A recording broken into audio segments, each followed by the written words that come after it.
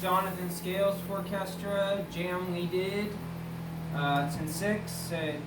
Fun to play if you like playing stuff in different meter, not just playing in 4/4 all the time.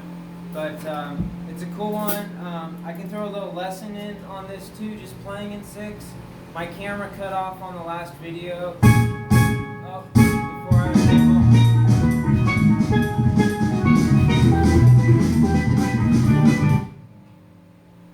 My camera cut off last time on the last video before I was able to get into describing the paradiddle grooves and playing those in 6 and playing how to play in 6. So a quick way that I usually just teach students to quickly just divide, because you divide them by 2, right? We have a 2 beat, 1 2 1 2 1 2.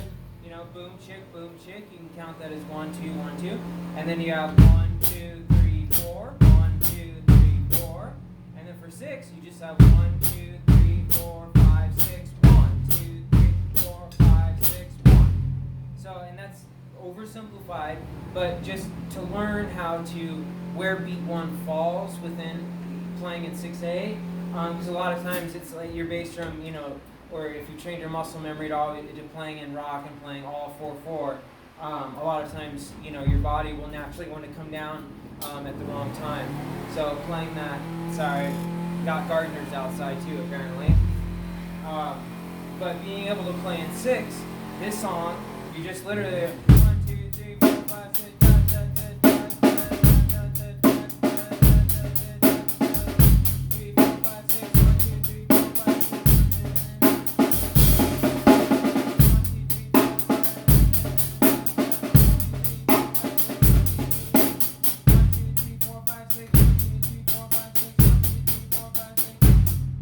that's how that would fit in that song.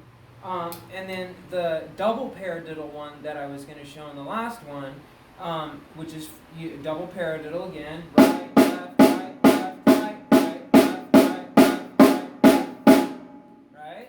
So we've got that, but it's all in the phrasing of how you do it to create the groove out of it, okay? And it gets complex because we start using the shake-array in South American Latin rhythms.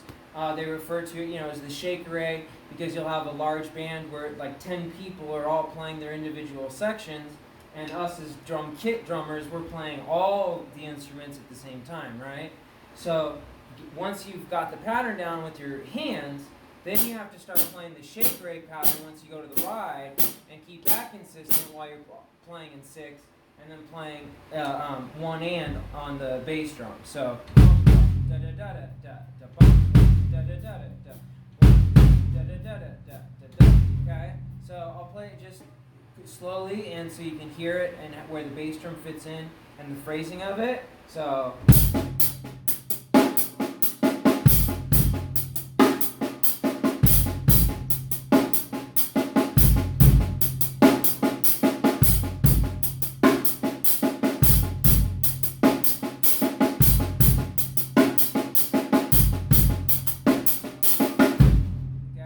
I'm just doing right, left, right, left, right, left, right, and then it just all in the way you phrase it. And then when you come to the ride, you're keeping that shake-array going while playing the bass drum pattern. So.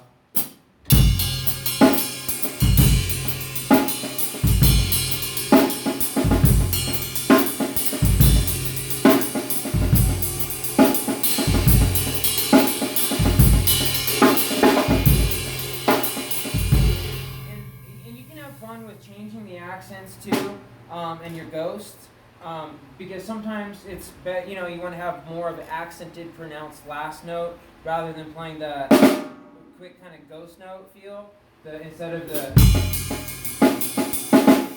last little part there, if you just do more accent, sometimes that it helps change the pattern a little bit, just to get that backbeat feel of it, kind of. So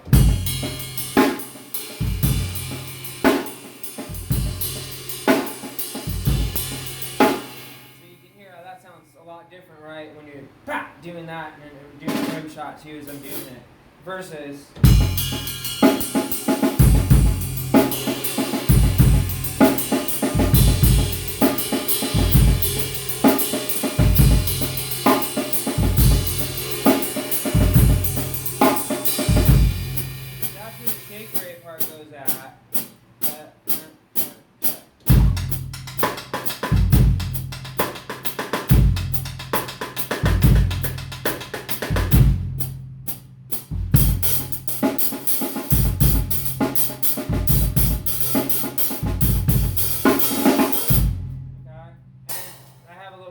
Stack here. I just put a splash on top of a crash and tightened it down to get kind of a trash can feel for it. So I can try to play it. So I'll do the shake break pattern on this while I'm doing basically the hi-hat pattern on this. So then you can hear that too, okay?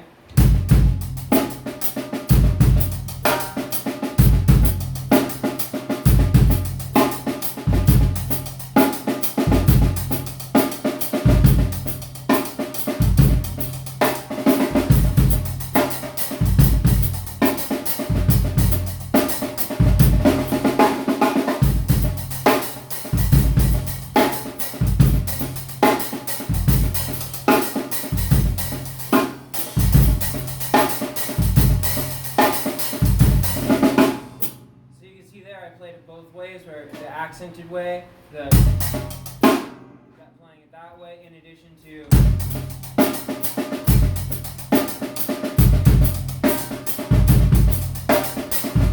and you can hear too, because what we do is every 4 bars we change the bass drum pattern.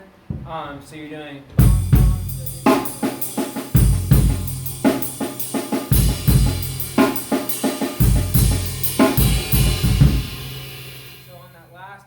That's why the bass drum, you're hearing a different figure on that one. So basically, and it takes a while to develop that, but if you just think of playing it every 4 bars, so you're just playing the.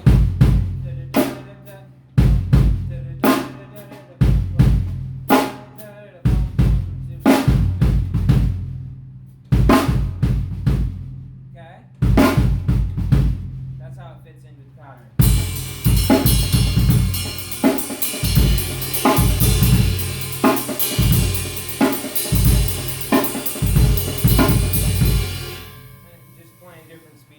Different tempos and stuff. But that's a really cool one that you can use with just using your double paradiddle. Fits in 6. It fits in a lot of stuff. You can play with the Purdie Shuffle, so because you're playing in 6 or 12/8. So if you're playing in 12/8, so Purdie Shuffle. I know some people, that's one of those one of those things that we strive for as drummers to be able to play. It's like, oh, if I can play the Purdie Shuffle, then okay, I've reached the next level, and now I can play it. Now I can play other stuff. So the Purdie Shuffle is just great training because it's a lot of independence, and then it depends on if you're just doing 1 stroke for your ghost or 2. I do 2 usually, where I'm doing so I'm doing 2 strokes, but you can play 1. Okay, so.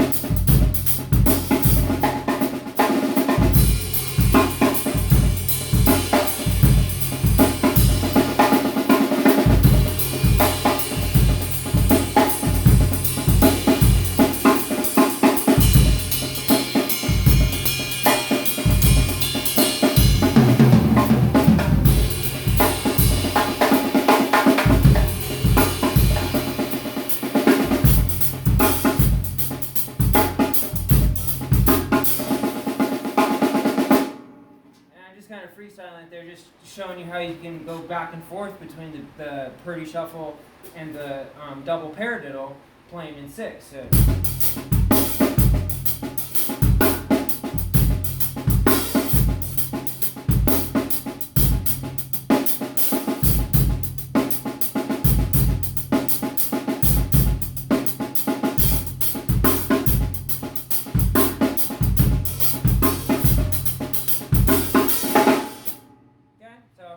Just some fun stuff playing in 6 there. And then lastly, playing in 6 is really cool when you start doing tom grooves playing in 6 too. A lot of Afro-Cuban stuff and sticking. So it also too, a great one to develop is the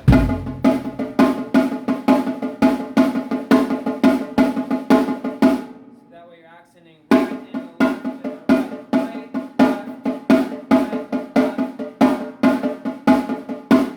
right, because that'll turn into a lot of stuff, and it's played in a lot of Latin rhythms. And you can turn it into kind of a training thing too. So yeah, I'm not sure if people know what the train beat is or remember, but you're basically just doing.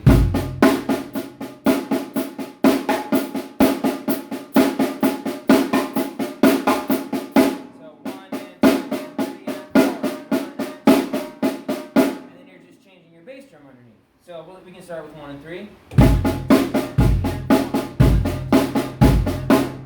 so that's just 1 and 3.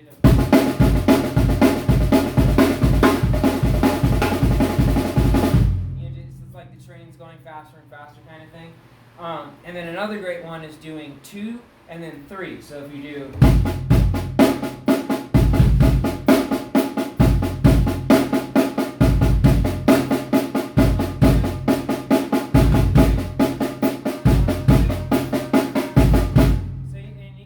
Accents and have fun with it. I like doing dotteds too, which are a little dotted 8 tied to 16th, which are the 1 E and up. Is how you phrase the dotted 8 tied to 16th. Just think of the first and the last. rock on. The first and the last of a group of 16ths. 1 E and up. So that's what a dotted 8 tied to a 16th sounds like. 1 E and up. 1 E and up. 1 E and up.